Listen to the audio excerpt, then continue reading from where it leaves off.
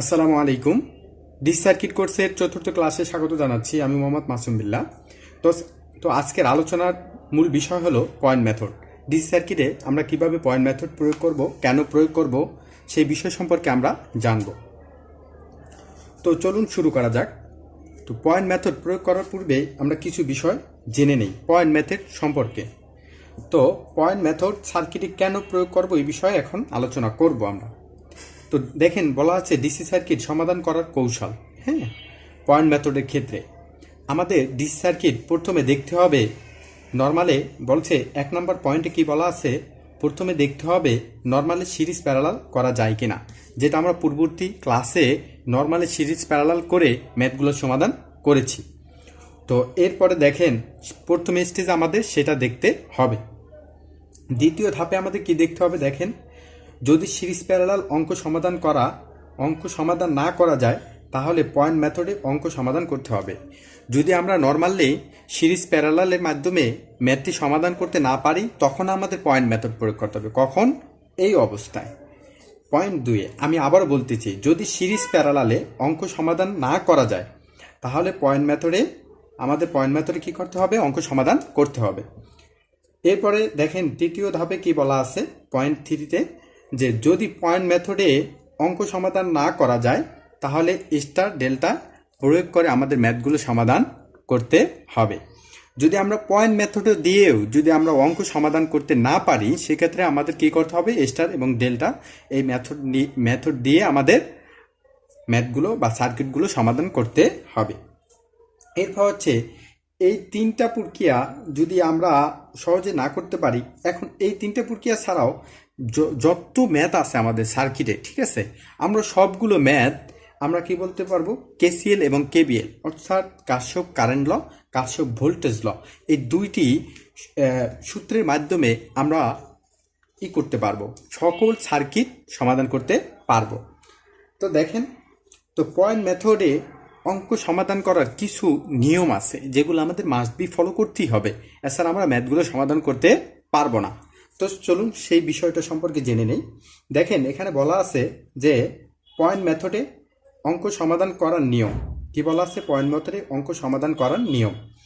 এখন আমরা দেখি পয়েন্ট মেথড হচ্ছে যে একটা বিন্দু, ঠিক আছে, এই পয়েন্ট, এই একটা পয়েন্ট, এই একটা পয়েন্ট, এইগুলো হচ্ছে পয়েন্ট, ঠিক আছে। এখানে আমরা এটা একটা এ পয়েন্ট, এটা বি পয়েন্ট, সি পয়েন্ট, এই পয়েন্ট মেথড আমরা এইভাবে পয়েন্ট ধরে ধরে ম্যাথগুলো সমাধান করার চেষ্টা করব। সেই বিষয়ে নিয়ম সম্পর্কে আমরা জেনে নিই। তো দেখেন প্রথমে বলা আছে যে প্রথম বই বলা আছে একটি বিন্দু মানে একটি শর্ট পথ। কি বলছে, একটা বিন্দু, সেটা হতে পারে এই যে একটা বিন্দু, এই একটা বিন্দুকে কি বলছে, একটি আবার শর্ট পথ বলছে, ঠিক আছে। আবার বলছে একটি শর্ট পথ মানে একটি বিন্দু। দেখেন এখন এই একটা বিন্দু, এই একটা বিন্দু, এই একটা বিন্দু, 3টা বিন্দু, ঠিক আছে। এখন এই বিন্দুটাকে এই ধরছে, এখন এই একাধিক বিন্দু মিলিয়ে তো একটা আমাদের শর্ট পথ তৈরি হয়, ঠিক আছে। 3টা বিন্দুকে আমি শর্ট করে দিছি, তাহলে এই 3টা বিন্দুকে কি বলতে পারি, একটা বিন্দু বা একটা শর্ট পথ, ঠিক আছে। এই 3টা বিন্দুকে মিলে এখানে বলা আছে একটি বিন্দু মানে একটি শর্ট পথ, অথবা একটি শর্ট পথ মানে একটি বিন্দু। বুঝতে পারছেন? তো এরকম শর্ট পথ আমাদের সার্কিটের ভিতরে থাকবে। সেক্ষেত্রে আমরা যদি এক প্রান্ত এ ধরি, এই অপর প্রান্ত আমরা এ ধরতে পারবো। দেখেন এখানে এখানে বিন্দু দেয়া আছে, তো একাধিক বিন্দু মিলে আমরা একটা শর্ট পথ তৈরি করছি। সুতরাং এখানে যদি আমরা এ লিখতে পারি, এই অপর পাশে আমরা এ লিখতে পারবো, ঠিক আছে। এই জন্য বলা আছে একটি বিন্দু মানে একটি শর্ট পথ, একটি শর্ট পথ মানে একটি বিন্দু। এরপর হচ্ছে যে বিষয়টা সেটা দেখেন, কি বলছে, যে সোর্সকে কখনো পরিবর্তন করা যাবে না। এখন একটা সার্কিটের সোর্স যেই ডিরেকশনে আমাদের সংযোগ করা আছে, ওই ডিরেকশন রেখেই আমাদের পয়েন্ট মেথডগুলো করতে হবে, পয়েন্টগুলো ধরতে হবে, ঠিক আছে। আমরা কখনো এইখানে দেখেন পজিটিভ নেগেটিভ, এটা হচ্ছে নেগেটিভ পজিটিভ, যদি এরকম এই সোর্সের সাথে যদি এরকম সার্কিট কানেক্ট থাকে, তো আমাদের এই অনুযায়ী আমাদের সোর্সকে বজায় রাখতে হবে। সোর্স কখনো পরিবর্তন করা যাবে না। এটাকে চেঞ্জ করে আমি কি করতে পারবো না, যে উপরে নেগেটিভ নিচে পজিটিভ, এটা কখনোই করা যাবে না, ঠিক আছে। সোর্স যেভাবে আছে সংযুক্ত, ওইভাবে সোর্স রেখে আমরা বাকি কাজগুলো কমপ্লিট করব। এখন দেখি আমরা পয়েন্ট মেথড যে আমরা প্রয়োগ করব, সেই কৌশলটা সম্পর্কে আমরা জেনে নিই। তো পয়েন্ট মেথড প্রয়োগ করার কৌশলটা সম্পর্কে জেনে নিয়ে দেখেন কি বলা আছে, পয়েন্ট মেথড প্রয়োগ করার কৌশল। এখন আমরা বিন্দুগুলো আইডেন্টিফাই করব, বিন্দুগুলোকে চিহ্নিত করব এ বি সি ডি এই বর্ণগুলো দ্বারা। ঠিক আছে, তো দেখেন এখানে বলা আছে, 1 নম্বর বলা আছে যদি বিন্দু হয় 2টি তবে রেখা হবে 2টি। কি বলছে? যদি বিন্দু হয় 2টি, যদি আমরা একটা সার্কিটে, যেমন একটা সার্কিটে একটা সার্কিট, হ্যাঁ ঠিক আছে, দেখেন এখানে একটা এ বিন্দু ধরা যায়, এখানে বি, এখানে বি। ঠিক আছে, আমরা জানি এই নিচের এটা একটা শর্ট পথ, এখানেও একটা শর্ট পথ, মাঝখানে আমাদের লোডগুলো আছে। তো বলছে বিন্দু হয় যদি 2টি, দেখেন আমাদের বলছে যদি বিন্দু হয় 2টি তবে রেখা হবে 2টি। তাহলে বিন্দু হচ্ছে কয়টা? এই একটা টোটাল একটা বিন্দু। বলছে আমরা ওই যে শুরুতে জেনে আসছি প্রথম পয়েন্টে যে একটি শর্ট পথ মানে একটি বিন্দু, একটি বিন্দু মানে একটি শর্ট পথ, সেই অপশনে যে এখানে দেখেন তাহলে বিন্দু হচ্ছে কয়টা? এ বিন্দু আর একটা হচ্ছে কি বি বিন্দু। তাহলে যে বলছে কি যদি বিন্দু হয় 2টি তবে রেখা হবে 2টি। দেখেন তাহলে আমরা এই জন্য রেখা 2টি লিখেছি। ঠিক আছে, রেখা হবে 2টি। এই মাঝখানে আমরা লোডগুলো ডিস্ট্রিবিউশন করব সার্কিটে। খুব সহজে আমরা 2টা রেখা টেনে আমরা লোডগুলো সংযোগ করে দিব যদি বিন্দু 2টি হয়। এই বিষয়ে আমরা পরবর্তীতে ম্যাথে বিস্তারিত জানতে পারবো, তবে আমরা ম্যাথে যাওয়ার পূর্বেই আমরা কৌশল নিয়মগুলো জেনে নিই। তো দেখেন যদি এরপরে স্টেজে চলে আসি, যদি বিন্দু হয় 3টি, যেমন একটা হচ্ছে এখানে দেখেন একটা সার্কিটে বিন্দু যদি 3টি হয় সেখানে কি করব আমরা?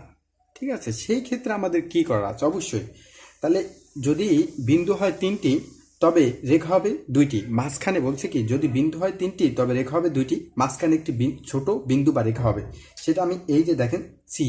এখন বিন্দু যদি হলে 2টি বলছে, আমরা জানি 2টা বিন্দু হলে 2টা রেখা হবে। এখন যদি 3টে হয়, এই তিন নাম্বার যেটা থাকবে সেইটাকে আমরা বলছি কি মাঝখানে ছোট একটি বিন্দু বা রেখা হবে, সেটা আমরা এই দিয়ে দিছি।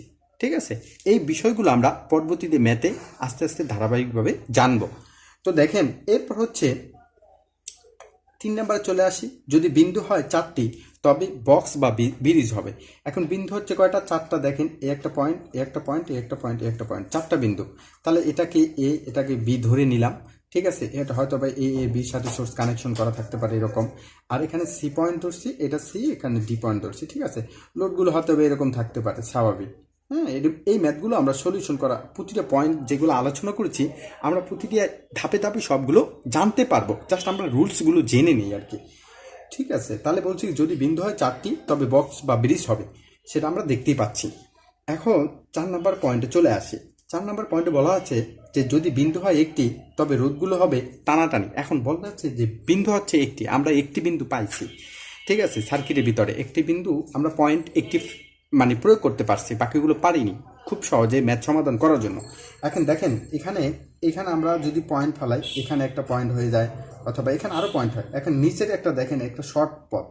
ঠিক আছে, সুতরাং এখানে যদি আমরা পয়েন্ট এ ফালাই তাহলে কীভাবে হবে? এই রোধগুলো আছে, রোধগুলো হবে টানাটানি। দেখেন এই যে আমাদের অপার লুপ যে ইটা আছে, রেজিস্ট্যান্সের কানেকশন আছে, এটাকে যদি আমরা সমাধান করি তাহলে কি হবে? রোধগুলো হবে টানাটানি। এটা এখানে নিয়ে আসবো, এটাকে টেনে এখানে নিয়ে আসবো, বুঝতে পারছেন?